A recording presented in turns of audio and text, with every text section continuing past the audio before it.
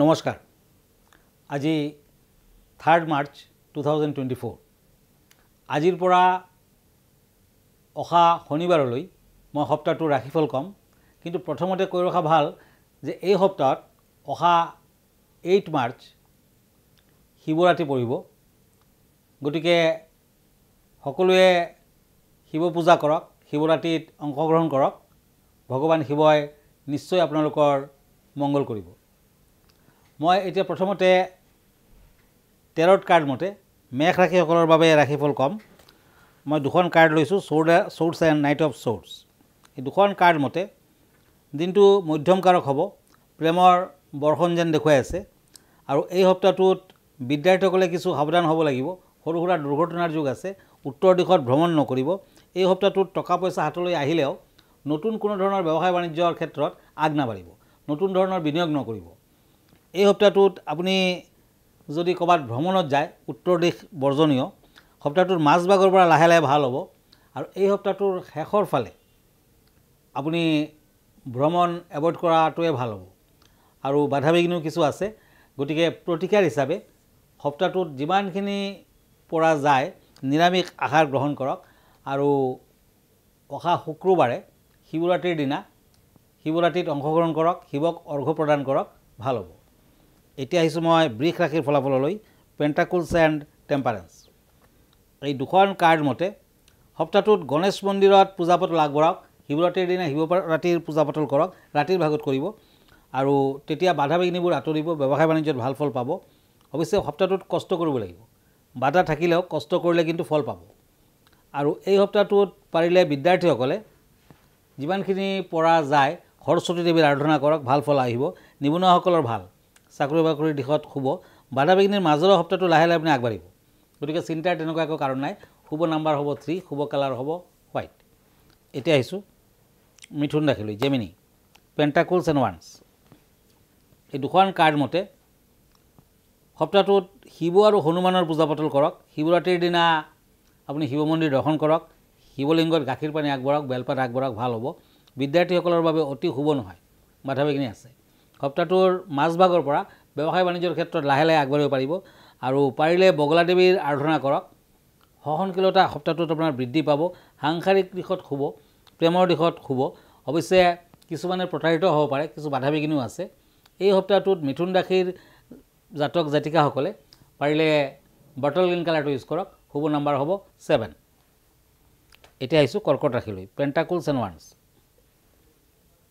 এই দুখন কাৰ্ড মতে পেটৰ বেমাৰত ভুগিব পাৰে লিভাৰৰ প্ৰব্লেম থাকি যাব পাৰে টকা পইচা হাতলৈ আহিব ভ্ৰমণ কৰিলে সাৱধান হ'ব শত্ৰু বৃদ্ধিৰ যুগ দেখুৱাই আছে সপ্তাহটোত লাহে লাহে আপুনি যিকোনো কামত আগবাঢ়ক তেতিয়াহে ভাল হ'ব আৰু সদায় ঘৰৰ পৰা ওলোৱাৰ সময়ত বগা চন্দনৰ ফুট ল'ব আৰু আগবাঢ়ক শুভ নাম্বাৰ হ'ব 3 শুভ কালাৰ হ'ব ক্ৰীম কালাৰ এতিয়া মই দুখন চিঠিলৈ যাম প্ৰথমখন চিঠি শিৱৰাত্ৰি সম্পৰ্কে লিখিছে কিৰিয়াংদামনে নমস্কাৰ ল'ব আগন্তুক শিৱৰাত্ৰিৰ দিনা কেনেধৰণৰ শিৱ পূজা কৰিলে ভাল ফল পাম হয় শিৱ পূজাৰ সময়ত পূজাৰ পাছত শিৱ মন্দিৰ আপুনি 7বাৰমান প্ৰদক্ষিণ কৰক আৰু শিৱক জলাভিষেক কৰিলে বেলপাত গাখীৰ চেনি চন্দন ধুতুৰা ফুল গংগাজলেৰে আপুনি কৰিব লাগিব উপবাসত থাকি শিৱ পূজা কৰিব লাগে তাৰ পাছত গোটেই ৰাতি উজাগৰত থাকিব লাগিব জাগৰণ কৰিব লাগিব আৰু ৰুদ্ৰাক্ষৰ মালাডালত 108বাৰমান ওম নম শিৱায় মাতিব শিৱ আৰু আদিশক্তিৰ মিলনৰ ৰাতি হৈছে শিৱৰাত্ৰি গতিকে এই সময়ত তান্ত্ৰিক শক্তি জাগৰিত হয় আৰু তান্ত্ৰিকসকলে পূজা পাতল কৰি থাকে গতিকে অবিবাহিতা যদি নাৰী নতুবা পুৰুষে শিৱৰাত্ৰিৰ দিনা অভিষেক কৰে তেতিয়া কিন্তু সোনকালে বিয়া বাৰুৰ ক্ষেত্ৰত ফল পোৱা যায় যিমান ব্ৰত আছে তাৰ ভিতৰত শিৱৰাত্ৰিৰ ব্ৰত হৈছে সৰ্বশ্ৰেষ্ঠ আগদিনাখন মাটিত শুব লাগে শুক্ৰবাৰে হ'লে আপুনি বৃহস্পতিবাৰ দিনা মাটিত শুব তৃণসূৰ্যাত শুব আৰু পিছদিনাখন ৰাতিৰ পৰা 4 প্ৰহৰলৈ শিৱলিংগত গাখীৰ ঘিউ মৌ আৰু গংগাজলেৰে আপুনি স্নান কৰাব তাৰ পাছত বেলপাত নীলকণ্ঠ ফুল ধুতুৰা ফুল অপৰাজিতা ফুল আকন্দ আদিৰে শিৱৰ পূজা পাতল কৰিব লাগে তান্ত্ৰিকসকলে সিদ্ধি লাভৰ বাবে শিৱৰাত্ৰিত বিশেষভাৱে সাধনা কৰে সেইদিনাখন শিৱলিংগ ৰূপে প্ৰকাশিত হয় শিৱই গতিকে পাপনাশ মুক্তিৰ পথ আৰু শিৱ পূজাত 3টা বেলপাত একেলগে ইউজ কৰিব লাগে আৰু ভাৰতবৰ্ষৰ 12টা জ্যোতিৰ্লিংগ আছে সেই জ্যোতিৰ্লিংগ যদি শিৱ পূজাৰ দিনা দৰ্শন কৰিব পাৰে তেতিয়া আৰু ভাল। ধন্যবাদ। আৰু এখন চিঠিলৈ গৈছোঁ। কিৰিয়ং ডাঙৰীয়া নমস্কাৰ ল'ব। আমাৰ কিছু কথা ক'বলগীয়া আছে। শিৱৰাত্ৰিত কেনেধৰণৰ পূজা পাতল আগবঢ়ালে মহাদেৱে সোনকালে সন্তুষ্ট হ'ব? হয়, শিৱ সম্পৰ্কীয় লেটাৰ। শিৱ চতুৰ্দশী একচুৱেলি ফাগুন মাহৰ কৃষ্ণপক্ষৰ চতুৰ্দশী তিথিত পালন কৰা হয় আৰু তিথি বিচাৰ মতে প্ৰতি বছৰতে ফাগুন মাহতে হ'ব।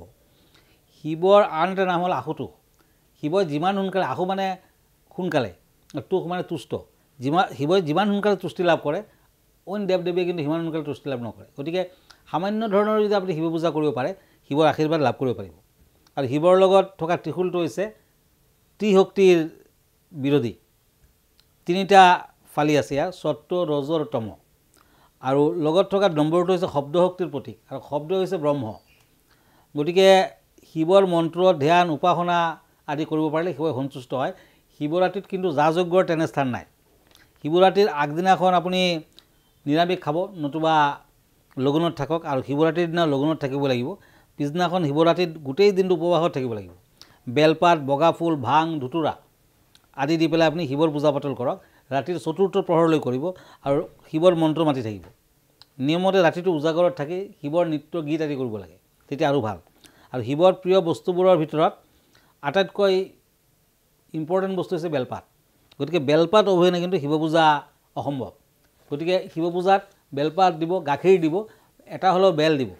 শিৱই সন্তুষ্টি লাভ কৰিব আৰু আপোনাৰ ভাল হ'ব। ধন্যবাদ। এতিয়া আকৌ ৰাশিফললৈ গৈছোঁ। এতিয়া সিংহ ৰাশি, কিং অফ ছৰ্ডছ এণ্ড ছৰ্ডছ। এই দুখন কাৰ্ড মতে এই সপ্তাহটোত কিছু সমস্যা আছে। অৱশ্যে বৃহস্পতিৰ শুভ প্ৰভাৱত ভালো হ'ব। চাকৰিজীৱীসকলৰ বাবে অগ্ৰগতি লভিব। ব্যৱসায় বাণিজ্যৰ মধ্যম ফল। বাধা বিঘিনিৰ মাজেৰেও আপুনি আগবাঢ়িব পাৰিব। গাড়ী চলোৱাৰ সময়ত সতৰ্কতা অৱলম্বন কৰক। শাৰীৰিক অশুভ কাৰক। সপ্তাহটোত কাজিয়া পেচাল থাকিব পাৰে, সাৱধান হওক। শত্ৰুৰ পৰাও সাৱধান হওক। এই সপ্তাহটোত পাৰিলে যিমান পাৰে দান ধ্যান কৰক। শিৱৰাত্ৰিটো মানক, শিৱৰাত্ৰিৰ পূজা পাতল কৰক, ভাল হ'ব। সিংহ ৰাশিৰ জাতক জাতিকাসকলে পাৰিলে গ্ৰীণ এণ্ড মেৰুন দুটা কালাৰ ইউজ কৰক। শুভ নাম্বাৰ হ'ব 8। ধন্যবাদ। এতিয়া মই কন্যা ৰাশিলৈ গৈছোঁ। Night of once and once. এই দুখন কাৰ্ড মতে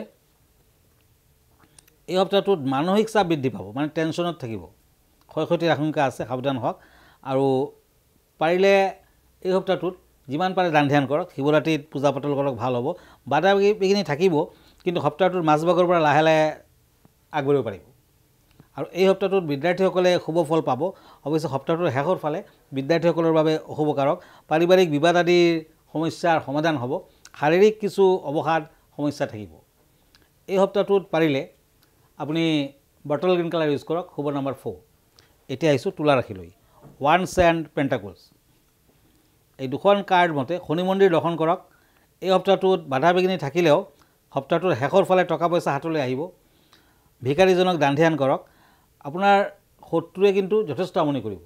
শনি কিছু অশুভ কাৰক। অৱশ্যে ভাগ্য পৰিৱৰ্তন হ'ব পাৰে সপ্তাহটোৰ শেষৰ ফালে। টকা পইচাও হাতলৈ আহিব। বিদ্যাৰ্থীসকলে অশুভ কাৰক দিশ দেখুৱাই আছে, মান সন্মান হানিৰ কাৰকতা। গতিকে শুভ কালাৰ হোৱাইট, অফ হোৱাইট আদি ইউজ কৰক। শুভ নাম্বাৰ হ'ব 6। এতিয়া আহক বৃশ্চিক ৰাশিলৈ। Scorpio, pentacles and cups. এই দুখন কাৰ্ড মতে ভাগ্য পৰিৱৰ্তন হ'ব পাৰে। নতুন ব্যৱসায় বাণিজ্যৰ আৰম্ভণিৰ সুযোগ পাব। কাম কাজত আগবাঢ়িব পাৰে। অৱশ্যে প্ৰেম আৰু দাম্পত্য জীৱনত কিছু উত্থান পতন থাকিব। বিদ্যাৰ্থীসকলৰ অশুভ কাৰক। এই সপ্তাহটোৰ মাজভাগৰ পৰা আপুনি লাহে লাহে আগবাঢ়িব। সপ্তাহটোত লটাৰী নতুবা তেনেধৰণৰ খেলৰ যোগেদিও টকা পইচা হাতলৈ আহিব পাৰে। বৃশ্চিক ৰাশিৰ জাতক জাতিকাসকলে যিমান পাৰে দান ধ্যান কৰক। চৰাই চিৰিকটিক কিবা খাবলৈ দিয়ক। শুভ কালাৰ হ'ব মেৰুন কালাৰ, পাৰ্পল কালাৰ আদি। শুভ নাম্বাৰ হ'ব 6। এতিয়া আহিছোঁ ধনু ৰাশি, চেৰিয়াছ, কাপছ এণ্ড কাপছ। এই দুখন কাৰ্ড মতে আৰ্থিক উন্নতি হ'ব।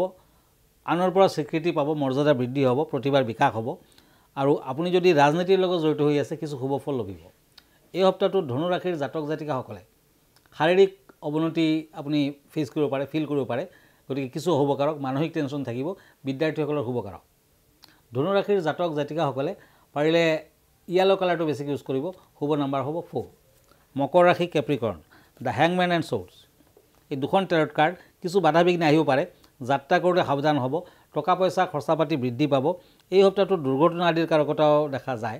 সপ্তাহটোৰ মাজভাগৰ পৰা ড্ৰাইভিং নকৰিব। শনি মন্দিৰত ধূপ চাকি আগবঢ়াওক। শিৱ মন্দিৰত পূজা পাতল আগবঢ়াওক, বিশেষকৈ শিৱৰাত্ৰিৰ দিনা ৰাতি পূজা পাতল কৰক, দুখীয়াক গীতা কম্বল আদি দান কৰক। মকৰ ৰাশিৰ জাতক জাতিকাসকলে white and blue colour use কৰক, শুভ নম্বৰ 8। কুম্ভ ৰাশি Aquarius, swords and ace of swords. এই দুখন কাৰ্ড মতে কিছু বাধা বিঘিনি থাকিব, অৱশ্যে সপ্তাহটোৰ শেষৰ ফালে সফলতা আহিব। শত্ৰু বৃদ্ধি হ'ব পাৰে, মান সন্মানত আঘাত হানি হ'ব পাৰে, বিদ্যাৰ্থীসকলে ভাল ফল পাব। সপ্তাহটোৰ মাজভাগৰ পৰা লাহে লাহে আপুনি ড্ৰাইভিঙৰ ক্ষেত্ৰত সাৱধান হওক, নতুবা কিছু দুৰ্ঘটনাৰ যোগ দেখুৱাই আছে। তামৰ আঙুঠি পিন্ধক আৰু পাৰিলে এই সপ্তাহটোত ব্ৰাউন কালাৰ ইউজ কৰক, শুভ নম্বৰ 4। এতিয়া আহিছোঁ মীন ৰাশিলৈ, page of swords and the star. এই দুখন কাৰ্ড মতে শত্ৰু বৃদ্ধিৰ যুগ দেখুৱাই আছে, কাজিয়া পেচালৰ সৃষ্টি হ'ব পাৰে, অন্ধজনক দান ধ্যান কৰক, বাধা বিঘিনিৰ মাজত আপুনি লাহে লাহে আগবাঢ়িব। এই সপ্তাহটোত টকা পইচা হাতলৈ আহিব। বৃহস্পতিবাৰ দিনটো পালন কৰক, বাধা বিঘিনি থাকিলেও আপুনি লাহে লাহে শুভ ফল পাব। আৰু মীন ৰাশিৰ জাতক জাতিকাসকলে দূৰ ভ্ৰমণ নকৰিব। এই সপ্তাহটোত যিমানখিনি পৰা যায় দান ধ্যান কৰক। শিৱৰাত্ৰিৰ দিনা শিৱ মন্দিৰত দক্ষিণা বেল আৰু লগুণ এডাল দান কৰক, নিশ্চয় শুভ ফল ল'ব। ধন্যবাদ, আজি ইমানতে। আকৌ অহা সপ্তাহলৈ লগ পাম। আমালৈ যদি চিঠি পত্ৰ লিখিব খুজিছে, আমাৰ ঠিকনা এষ্ট্ৰলজাৰ কিৰো য়াং, Ratnakuber gems and jewellery, Manipuri বস্তি, গুৱাহাটী 7। ফোন নম্বৰটো হ'ল 9957111171 আৰু আমাৰ ইমেইল এড্ৰেছটো হ'ল kiroyangastrologer@kiroyang.com। ধন্যবাদ, নমস্কাৰ।